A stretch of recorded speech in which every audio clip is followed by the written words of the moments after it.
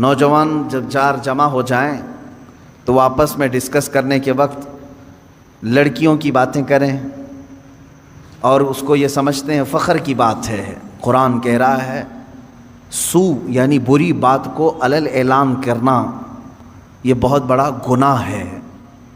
ایک تو یہ چیز ہوئی، اور اس کے علاوہ تم سے کچھ گناہ سرزد ہو گیا، انجانے میں ہوا کہ جانے میں ہوا، لیکن تنہائی میں کیے تھے، رات کے وقت گناہ ہو گیا، لیکن اس کو آ کر کے تم نے 4 لوگوں کے سامنے بیان کیا، یہ ڈبل گناہ ہے۔ گناہ کرنا الگ مسئلہ ہے، اظہار گناہ کرنا یہ اور ڈبل مسئلہ ہے۔ اظہار گناہ گویا کہ اب مثال کے طور پر کسی سے رات کی تاریکی میں کچھ گناہ ہو گیا، کون دیکھا تھا؟ کسی کو نہیں معلوم، صرف اس کو معلوم، وہ اکیلا تھا، کر لیا۔ لیکن جب وہ مجمع میں آیا یا اپنے دوستوں میں آیا تو ٹھٹا مار مار کر کے مذاق کی شکل میں اپنے رات کے کیے ہوئے کرتوت کو بیان کرنے لگا۔ ارے کل رات تو میرے ساتھ ایسا ایسا ہو گیا، میں نے ایسا کر دیا ہے۔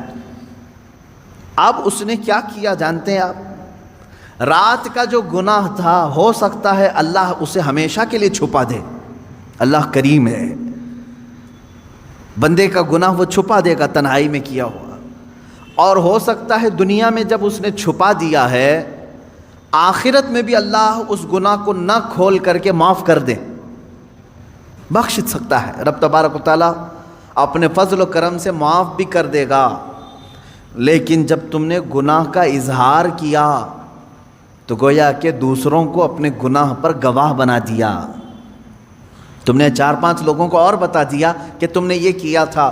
اب مجھے بتاؤ قیامت کے دن جب ان گناہوں پر تم بخشش کا سوال کرو گے کہ اللہ مجھے ان تمام چیزوں سے چھٹی دے دے، معاف کر دے، تو جن جن تک تم نے یہ ساری باتیں بتائی تھی وہ بھی کھڑے ہو جائیں گے کہ اگر اس کی یہ چیزیں معاف ہو سکتی ہیں تو ہماری کیوں نہیں معاف ہو سکتی، ہماری بھی معاف کی جائیں۔ تو میرے عزیزو، گناہ ایک الگ چیز ہے، اظہار گناہ یہ اور خطرناک چیز ہے، چھپانے کا حکم ہے۔ جب کسی سے کچھ گناہ ہو جائے تو اسے چھپا دیا جائے۔ عزیزان گرامی وقار، اسی لیے جانتے ہیں اللہ تبارک و تعالیٰ نے عیبوں کو چھپانے پر بہت زیادہ اجر و ثواب کا اعلان فرمایا، اور حدیث رسول صلی اللہ تعالیٰ علیہ وسلم ہے جس نے اپنے بھائی کے عیب چھپائے قیامت کے دن اللہ اس کے عیبوں کو چھپائے گا۔ تم ستر پوشی کرو، علل اعلان برائیوں کا تذکرہ نہ کرو، اللہ تمہارے بھی بہت ساری چیزیں چھپا دے گا۔ تم چاہتے ہو کہ تمہارا کچھ نہ کھلے تو دوسروں کا بھی کھلنے نہ دو، ان کی پردہ پوشی کرو۔ مجھے چند دنوں قبل ایک صاحب نے یہ سوال کیا تھا کہ کوئی مولوی صاحب ہیں یا مؤذن صاحب ہیں، میتوں کو نہلاتے ہیں، اور کسی جگہ میت کو نہلانے کے بعد انہوں نے فلاں فلاں باتیں کہیں کہ میں نے ایسے ایسے مردے دیکھے، فلاں کا چہرہ ایسا ہو گیا تھا، فلاں کا ایسا ہو گیا تھا۔ ان میتوں کے متعلق وہ اس طرح کی باتیں کرتے ہیں، اور پھر لوگوں کو یہ کہتے ہیں کہ تم ڈر جاؤ، یا اپنی دھاک ان پر جماتے ہیں اور یہ کہتے ہیں کہ اگر تم فلاں فلاں میرا کام نہیں کرو گے تو تمہارے باپ کو میں نہلایا ہوں سب لوگوں کو بتا دوں گا، معاذ اللہ رب العالمین۔ اسی لیے جانتے ہیں آپ، ایک صاحب نے فون کر کے ہم سے یہ مسئلہ پوچھا کہ وہ اس طرح سے دھمکی بھی دے رہے ہیں کہ کچھ لوگوں کو، کیا مسئلہ ہے؟ اسی لیے شریعت طاہرہ نے حکم یہ دیا ہے اپنی میت کو نہلانے کے لیے بھی ایسا آدمی ہو جو پرہیزگار ہو۔ ہاں یہ حکم ہے، جو پرہیزگار ہو، جو تقوی شعار ہو، اس کو نہلانے کے لیے بھیجا جائے، وہ آدمی نہلائے میتوں کو۔ کیوں اس طرح کا حکم شریعت طاہرہ نے دیا؟ اس کی وجہ یہ ہے کہ اگر وہ نہلانے کے دوران کوئی عیب دیکھتا ہے تو اسے وہیں چھپا دے۔ مسلمان کے عیب کو ظاہر کرنا بہت بڑا گناہ ہے۔ جب آپ میت کا کوئی عیب نہیں بیان کر سکتے تو پھر زندوں کا عیب کیسے بیان کر سکتے ہیں؟ زندے کو تو اور مجمع میں رہنا ہے، میت کو تو اب قبرستان میں جانا ہے۔ اب اس کے تم جو برائیاں بیان کر رہے ہو میت کی، یہاں تو کوئی اس کو اب برا بھلا کہنے والا کوئی نہیں رہے گا، وہ تو قبرستان اپنے الگ شہر چلا گیا۔ لیکن شریعت نے جب میت کی برائیاں کرنے کو منع کیا ہے تو آپ اندازہ کریں زندوں کے عیبوں کو کھولنا کتنا بڑا گناہ ہے۔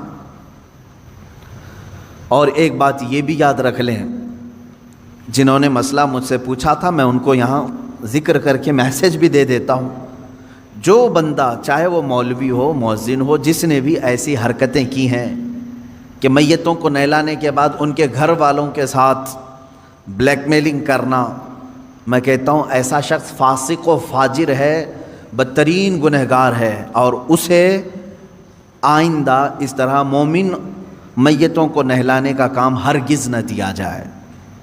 یہ بات آپ سمجھ کر کے چلے ہیں کہ مومن وہ ہے جو اپنے دوسرے مومن بھائیوں کی عیب پوشی کرے، یعنی چھپا دے۔ اب دیکھیں آیت پڑھیں، یہاں پر جس بات کا ذکر ہے وہ باتوں کا ہے، لا يحب اللہ الجہر بالسوء من القول، باتوں میں بری بات علل اعلان کرنا اللہ کو سخت ناپسند ہے۔